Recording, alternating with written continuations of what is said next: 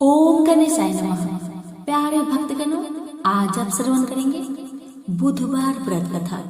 एक समय की बात है, एक व्यक्ति का विवाह हुई। कई वर्ष बीत गए। विवाह के बाद उसकी पत्नी एक बार अपने मायके गई हुई थी।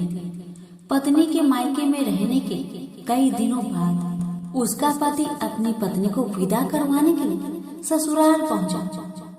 ससुराल में कुछ दिन तक रहने के बाद वह पत्नी को मायके से विदा कराने की बात अपने सास ससुर से कही।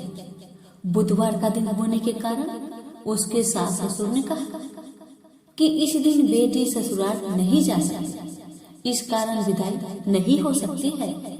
लेकिन वह व्यक्ति नहीं माना और अपनी पत्नी को मायके से विदा कराकर अपने घर की तरफ चल दिया। रास्ते में जाते वक्त पत्नी को बहुत तेज प्यास लगी। तब पानी की तलाश में इधर उधर भटकने लगा।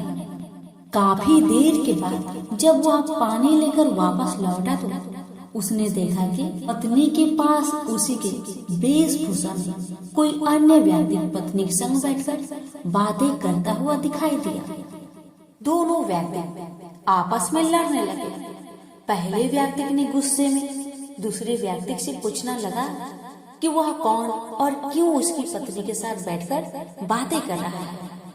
फिर आपस में लड़ने लगे। दूसरे व्यक्ति ने कहा, यह मेरी पत्नी है। दोनों के बीच भयानक लड़ाई होने लगी।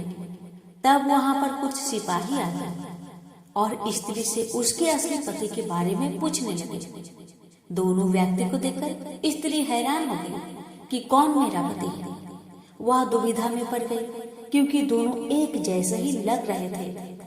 तब पहला व्यक्ति परेशान होकर मन में कहा कि भगवान, ये आपकी कैसी लीला है। तभी आकाशवाणी हुई कि बुधवार के दिन पत्नी को विदा करवाकर नहीं ले जाना चाहिए था। यह सब सुनकर पहला व्यक्ति समझ गया कि यह भगवान बुद्ध की लीला है।